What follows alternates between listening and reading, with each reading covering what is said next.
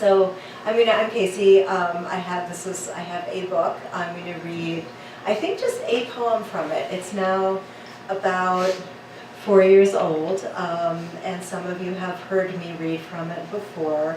So I think I'm only going to read one from the book, and then I'll read a couple of new poems.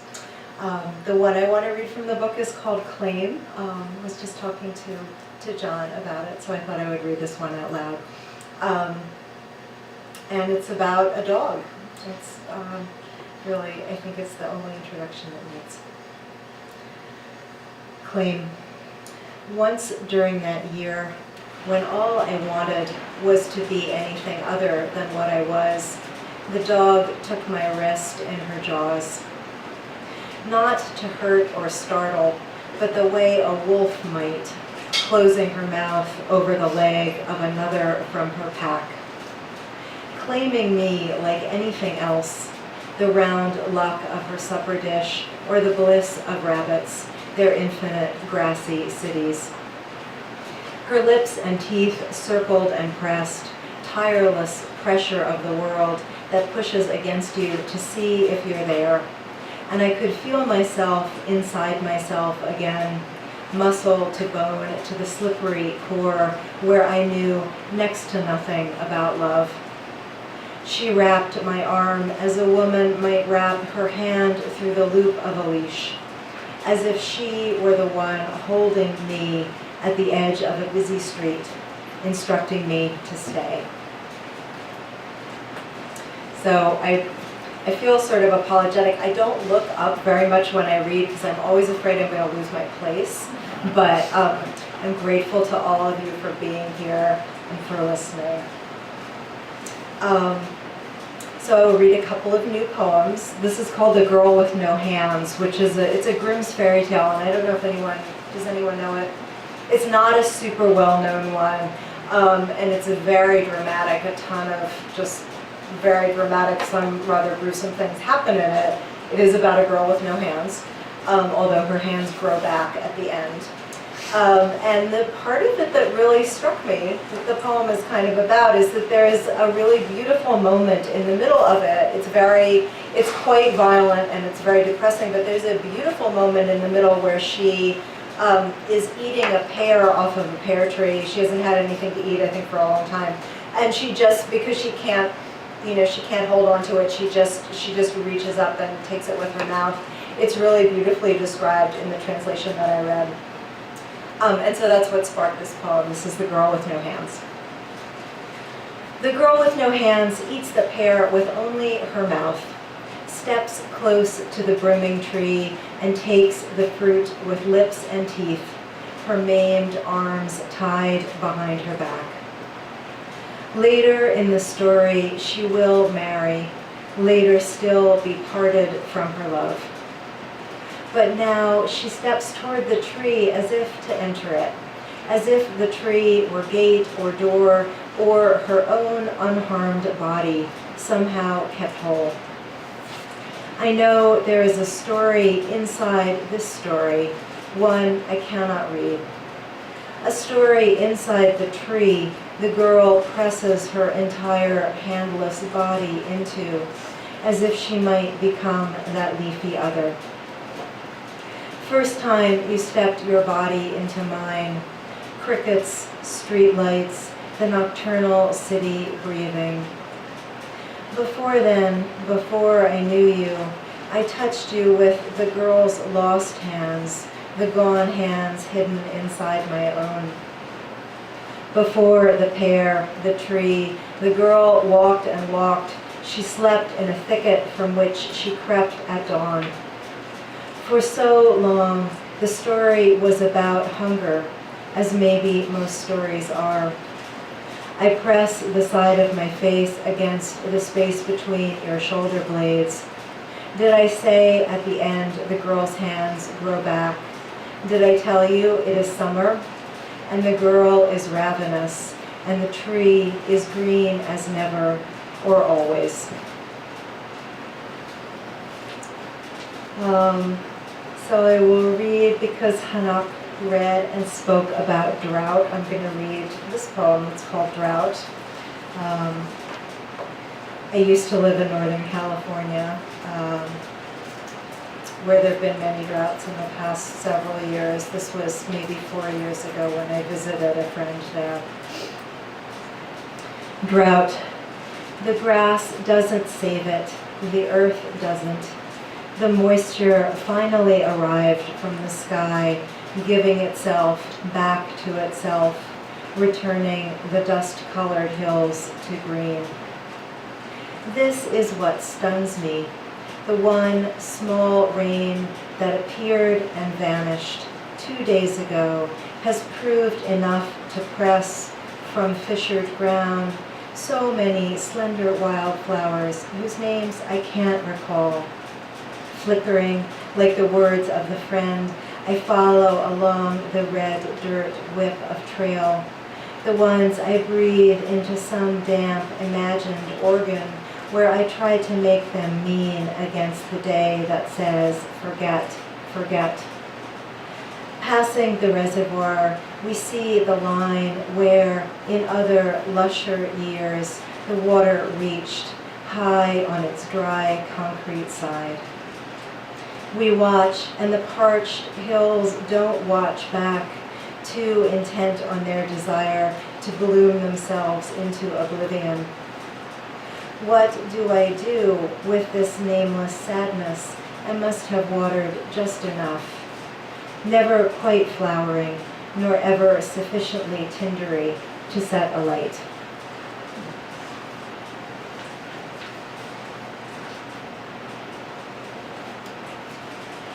I'll switch gears and read a poem that is about snow, that's more seasonal. This is called Away in February. It's very short. No snow on the ground when I left, and none now, though in between 5 inches fell. Tell me how to live here. Tell me something true. In the child's drawing, snow appears as blankness. Anywhere, color is not. Tell me about winter, how the stick figures with their simple limbs stand in the midst of nothing and call it home. How am I doing for time? Okay, now we'll read a couple.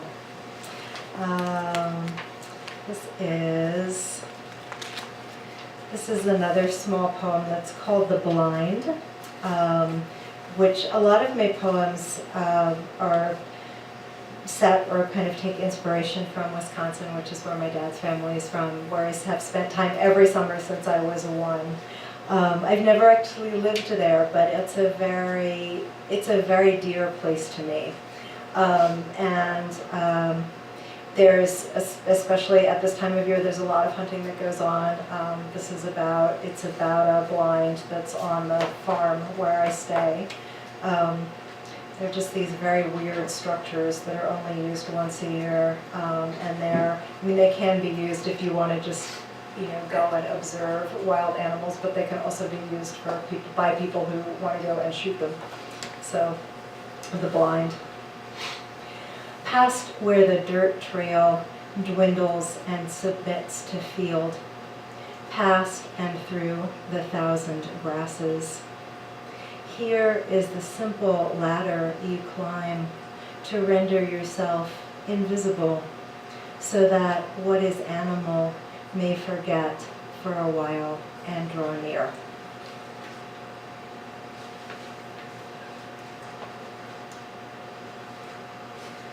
I'll read another Wisconsin poem. This is called Talisman. There's a reference to a stone with a writing in it. It's a rune stone.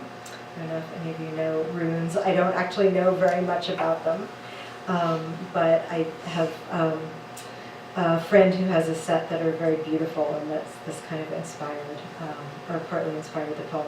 It's called Talisman. As the small-leaved, small yellow-flowered plant is said to be against witches and thunder, so lines painted on the stone in your palm mean a time of waiting. All night the deer build the house with their breath, the long grass flattened beneath their sleep. Big blue stem, little blue stem, invisible seam of river behind trees.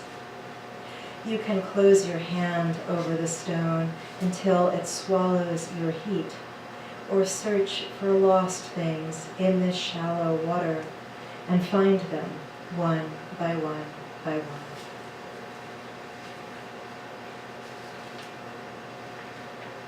Okay, and I'll read maybe two more. Do you have time to read two more? Okay. Thank you.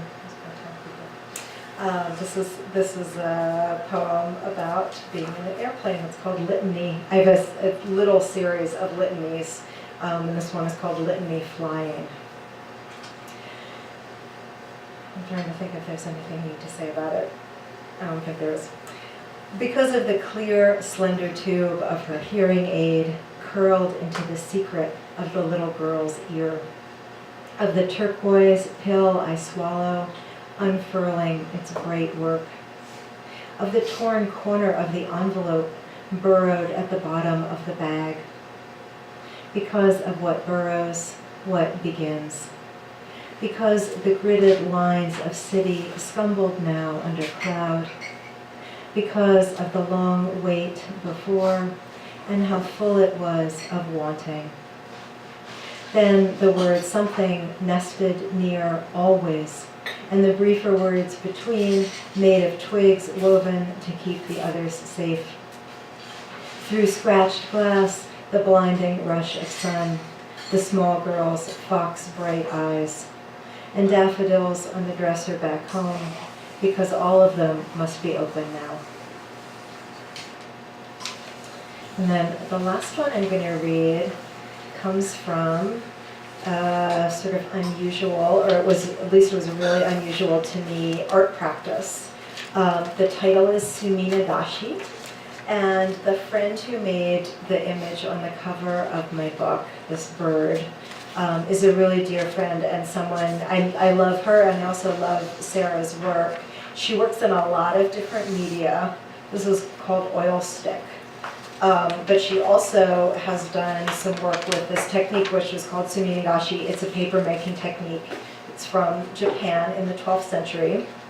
And she wrote me a letter describing it, and she sent me some little samples of it, which were beautiful. And the part of it that struck me as really cool and interesting is that there's a part, you mix oil and water and then in a pan, and then to separate them, you take a skewer and put it in your hair, and the oil from your hair separates the ink and the water. And I just thought, what an amazing way to sort of draw the body into your art practice.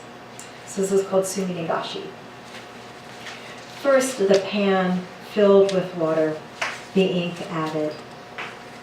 Before this, desire without form, leaves dissolving at the bottom of a pond. Then, to collect oil, a bamboo skewer drawn through the hair. How silent sometimes the body in its making.